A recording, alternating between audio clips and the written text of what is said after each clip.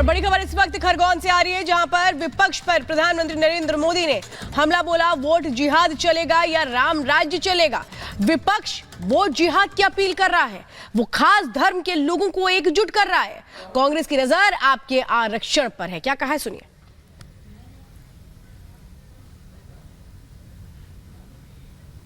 इतिहास के एक अहम मोड़ पर खड़ा है।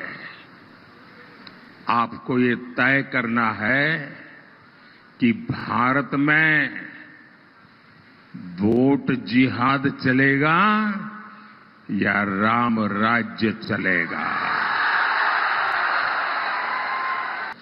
तुष्टीकरण के लिए कांग्रेस एससी, एसटी, ओबीसी के हक का जो आरक्षण है वो धर्म के आधार पर लूट चला करके बांटना चाहती है। अब ये कोई हवाबाजी नहीं, उन्होंने किया है।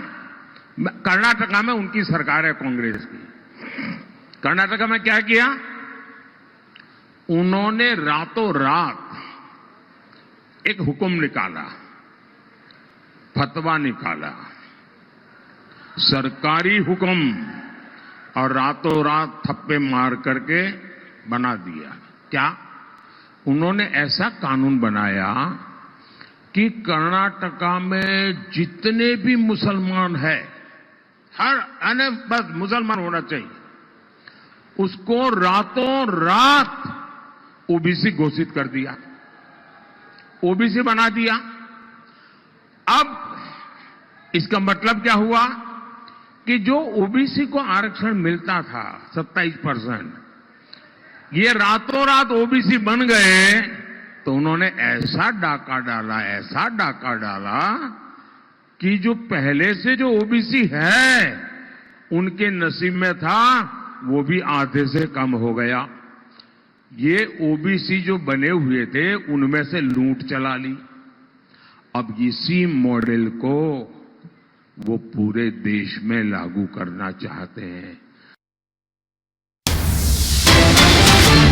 और इधर लालू प्रसाद यादव का मुस्लिम आरक्षण को लेकर एक बड़ा बयान सामने आया है। वो ये कहते हुए नजर आए हैं कि मुसलमानों को आरक्षण मिलना चाहिए, इसका समर्थन करते हुए नजर आ रहे हैं। और साथ ही साथ बीजेपी पर हमला बोलते हुए कि संविधान को खत्म करना चाहती है बीजेपी। क्या कुछ और कहा, आइए आपको सुनवाते हैं। आरक्षण के पक्षधर है ना, वो तो संविधान को खत्म करना चाहते हैं, लोकतंत्र को खत्म करना चाहते हैं। ये इस बात को जनता के जहन में शायद बात आ गई है तो इस तरह की बात बदल गई। रिजर्वेशन तो मिलना चाहिए मुसलमानों को पूरा। आरक्षण के पक्षधर है ना, वो तो संविधान को खत्म करना चाहते हैं, लोकतंत्र को खत्म करना चाहते हैं। ये इस बात को जनता के जहन में शायद बात आ गई है तो इस तरह की बात बदल गई। रिजर्वेशन तो मिलना चाहिए मुसलमानों को पूरा। तो इस वक्त लालू प्रसाद यादव को सुन रहे थे, जो सीधे तौर पर मुस्लिम आरक्षण की बात इस वक्त करते सुनाई दे रहे हैं। तो लोकसभा चुनाव को लेकर के तीसरे चरण की वोटिंग जारी है, अपनी अपनी जीत के दावे किए जा रहे हैं। सियासत के बीच लोकतंत्र के रंग भी दिखाई दे रहे हैं। अहमदाबाद में प्रधानमंत्री नरेंद्र मोदी ने जब वोट डालने के लिए पहुंचे तो लोकतंत्र के महाउत्सव की अलग अलग तस्वीरें कैसे नजर आई, इस रिपोर्ट में देखिए।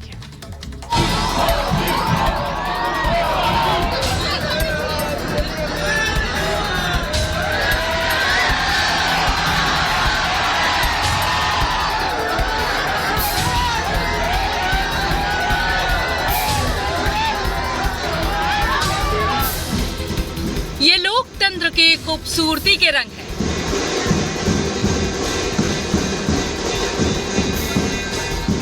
ये प्रधानमंत्री का वो अंदाज है जिसके सब कायल हैं।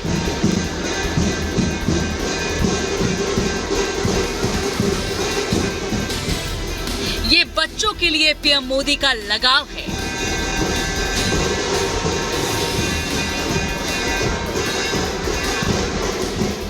और शायद इसीलिए पीएम मोदी की इतनी फैन फॉलोइंग है, इसीलिए पीएम मोदी सबके इतने चहीते हैं। बड़े तो बड़े, बच्चों की जुबान पर मोदी मोदी रहता है।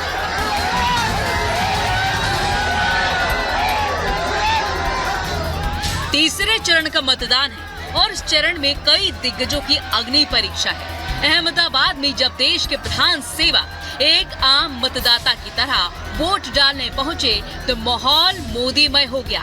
हर तरफ मोदी मोदी की गूंज सुनाई देने लगी।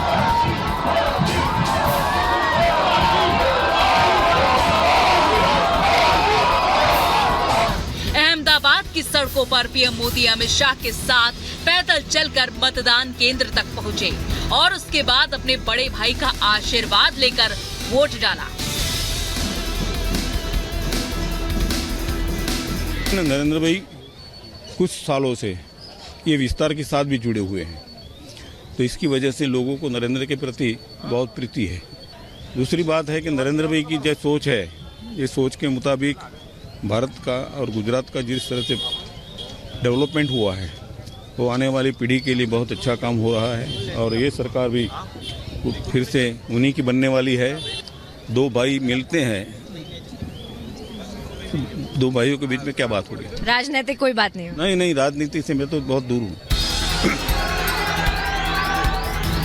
वोट डालने के बाद पीएम मोदी अहमदाबाद की सड़कों पर निकले। मोदी मोदी के नारों के बीच अहमदाबाद की जनता प्रधान सेवक का इंतजार कर रही थी।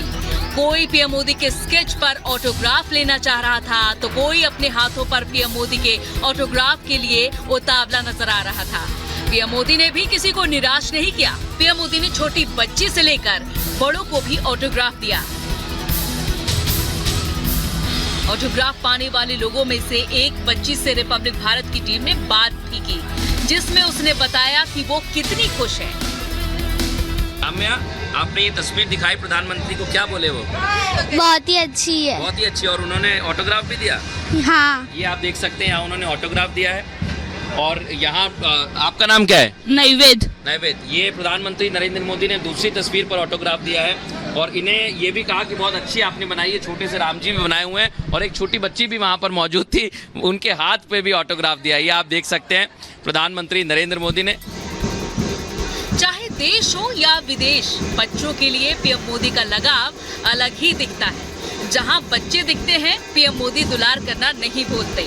वोट डालने के बाद जब पीएम मोदी लोगों का अभिवादन स्वीकार कर रहे थे, उसी दौरान उनकी नजर एक छोटी बच्ची पर पड़ी। फिर क्या था, मोदी जी ने गोद में उठाकर बच्चियों को दुलार करना शुरू कर दिया।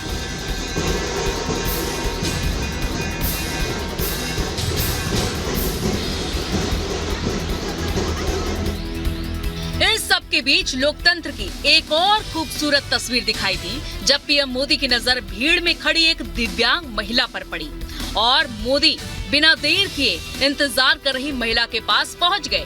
भीड़ में पीएम की सुरक्षा भी अहम होती है। जब पीएम दिव्यांग महिला के पास पहुंचे तो सुरक्षा में लगे कमांडो ने महिला को रोकने की कोशिश की, लेकिन पीएम कमांडो को रोकते हुए काफी देर तक उस महिला से बात करने लगे, फिर आगे बढ़े।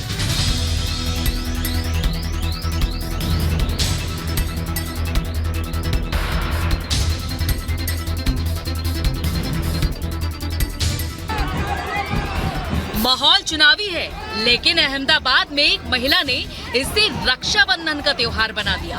भीड़ में खड़ी एक महिला ने पीएम मोदी को राखी आगे बढ़ाई तो पीएम ने खुशी खुशी हाथ आगे बढ़ा दिया। पीएम मोदी की यही खासियत है कि वो वक्त और माहौल को भांप लेते हैं और लोकतंत्र के इस पर्व के दौरान जब वो वोट डालने पहुंचे तो ये खूबसूरत तस्वीरें दिखाई दी। इसी के साथ पीएम मोदी ने लोगों से मतदान करने की भी अपील की है। फिलहाल तीसरे चरण में अमित शाह समेत कई मंत्रियों की साख का सवाल है। अभी 4 चरणों का मतदान बाकी है। Bureau report, Republic Bharat. सम्मान कर सकें। आजादी के आंदोलन में जिन क्रांतिकारियों ने, महान स्वतंत्रता संग्राम सेनानियों ने अपना योगदान दिया था, उनके प्रति श्रद्धा का भाव रख सके, ये अपने आप में एक, इन लोगों से उम्मीद करना ही अपने आप में बेईमानी है। राम गोपाल यादव का जो बयान है ये समाजवादी पार्टी और कांग्रेस के साथ साथ इंडी गठबंधन की वास्तविकता को प्रदर्शित करता है और ये दिखाता है कि न केवल वोट बैंक के लिए ये लोग भारत की आस्था के साथ खिलवाड़ कर रहे हैं, बल्कि प्रभु श्री राम की ईश्वरीय सत्ता को चुनौती देने का काम कर रहे हैं। और इतिहास गवाह है, जिसने भी ईश्वरीय सत्ता को चुनौती दी है उसकी दुर्गति हुई है। सर, प्रधानमंत्री जी ने भी एक इंटरव्यू में कहा है कि विपक्ष द्वारा राम मंदिर के फैसले को बदलने की मंशा एक खतरनाक इशू है। देखो, ये लोग तो हमेशा से ही अयोध्या में से राम मंदिर का विरोध करते रहे हैं। कांग्रेस हो, सपा हो, आरजेडी हो, डीएमके हो, ये सभी, नेशनल कॉन्फ्रेंस हो, ये सभी एक ही थैली के चट्टे बट्टे हैं, जिनकी भावनाएं हिंदुओं के विरोध में जाती हैं, भारत की आस्था के विरोध में जाती हैं, जिनका चरित्र तुष्टीकरण की नीति को पोषक करने वाला आतंकवाद समर्थक और मर्यादा पुरुषोत्तम प्रभु श्री राम के आदर्शों के विपरीत जो लोग सदैव आचरण करते रहे हैं, ऐसे लोगों से इससे ज़्यादा उम्मीद नहीं की जा सकती है। लेकिन ईश्वरीय सत्ता को चुनौती देने का मतलब विनाशकाली विपरीत बुद्धि, और यही वक्तव्य इन लोगों के आ रहे हैं। इनकी वास्तविक चरित्र को जनता के जनार्दन के सामने ये रख दे रहा है। हमेशा इनका प्रयास था, इंडी गठबंधन से जुड़े हुए जितने लोग हैं, कांग्रेस ने शुरू से प्रयास किया कि अयोध्या में राम मंदिर के मामले में माननीय न्यायालय से फैसला ना पाए। वो रोड़े अटकाते थे, ये स्वयं बैरियर बने हुए थे। इसके बाद जब ये मामला माननीय उच्चतम न्यायालय में भी गया, तब भी इन्होंने 7-8 वर्षों तक कुछ भी नहीं होने दिया इसमें। तो बाद में मोदी जी के नेतृत्व में जब सरकार बनी और फिर प्रक्रिया आगे बढ़ी, फिर राज्य में भी सरकार बनी और फिर इस प्रक्रिया को तेजी के साथ आगे बढ़ाया गया। आज माननीय उच्चतम न्यायालय ने फैसला दिया, आदरणीय प्रधानमंत्री जी के मार्गदर्शन और उनके नेतृत्व में आज अयोध्या में भव्य मंदिर का निर्माण, और देश और दुनिया का कोटि कोटि श्रद्धालु आकर के अपनी श्रद्धा को व्यक्त कर रहा है, एक नई अयोध्या का दर्शन कर पा रहा है। तो स्वाभाविक रूप से कांग्रेस, सपा या इंडी गठबंधन से जुड़े हुए लोगों का, जिनका चरित्र ही राम विरोधी है, भारत विरोधी है, आतंकवाद समर्थक है, रामद्रोहियों के साथ लोग खड़े हुए हैं। तो बिल्कुल योगी आदित्यनाथ को आप सुन रहे हैं, उन्होंने क्या कुछ कहा। हम इस वक्त ग्वालियर में मौजूद हैं और ग्वालियर का ये इंदरगंज चौराहा बूथ की अगर बात करें तो पोलिंग बूथ यहां से तकरीबन 100 मीटर दूर, जहां पर इस वक्त वोटिंग हो रही है और मतदाता बढ़ चढ़कर जो है वो पोलिंग बूथ पर पहुंच रहे हैं। और ये जिस प्रतिष्ठान के सामने हम खड़े हैं वहां पर तमाम लोग हमारे साथ हैं, उनसे बात करेंगे। दादा, चुनाव को लेकर क्या इस बार मूड है, किस तरफ हवा बह रही है? विकास की तरफ। विकास की तरफ। विकास। कौन कौन से मुद्दे ग्वालियर के हैं जो ग्वालियर की जनता दिमाग में रखकर इस बार वोट करने जा रही है? एलिवेटेड रोड है, आपका रोड है, लाइट है, पानी है, बिजली है, मूलभूत समस्याएं जो होती हैं वो उसके लिए। समस्याओं से निजात मिली है ग्वालियर वासियों? बहुत कुछ मिला है। मिली है निजात सर? सर अभी तो प्रयास चल रहा है, वैसे तो मिलना चाहिए, मैं तो ये कह रहा हूँ। सबसे पहले बात तो रोजगार की बहुत प्रॉब्लम हो रही है, युवाओं के लिए रोजगार की बहुत कमी। ग्वालियर से तस्वीर देख रहे थे आप, जहाँ पे वैभव बता रहे हैं आपको कि लोगों के मन में क्या चल रहा है। वोटिंग को लेकर 3rd फेज की वोटिंग चल रही है। 11 राज्य है, 93 सीटें, और मेरी मौजूदगी गांधीनगर सीट पर है, जहाँ पर हलचल देख रहे हैं आप कि अभी जो लोगों का रुझान है वोटिंग को लेकर वो साफ तौर पर दिखाई दे रहा है। वोट कास्ट कर दिया आप लोगों ने? नहीं, बाकी अभी ये थोड़ी सेवा में है, तो उसके बाद वोट कर देंगे। अभी सब लोगों ने वोट कास्ट कर दिया अपना? हाँ, आप लोगों ने वोट कास्ट कर दिया अपना? हाँ, वोट दे दिया। आपने वोट कास्ट कर दिया? कास्ट कर दिया। किस मुद्दे पर वोट किया आप लोगों ने? विकास के मुद्दे पर वोट कर दिया। विकास के मुद्दे पे। विकास के मुद्दे पर तो कांग्रेस भी वोट मांग रही है और बाकी तमाम पॉलिटिकल पार्टीज के भी अपने अपने दावे हैं। क्या लग रहा है आपको, कौन सी पार्टी ने ज्यादा काम किया है सीट पर? ज़्यादा से ज़्यादा काम भारतीय जनता पार्टी ने किया है, और सबसे बड़ा भारतीय जनता पार्टी ने राम मंदिर का काम किया है, जो हमारी 25 पीढ़ी, जिसमें बलिदान दे दिया 25 पीढ़ी ने, और 500 साल पुराना हमारा जो राम लल्ला का महल था वो आज एक बड़ा मंदिर बन के राम लल्ला को बिठाने की जगह मिली, बस वही हमारा बहुत हमें खुशी है। सबसे बड़ा काम वही है। और देश की सुरक्षा देखो तो भी कितनी बड़ी हो गई। पहले हम छोटे छोटे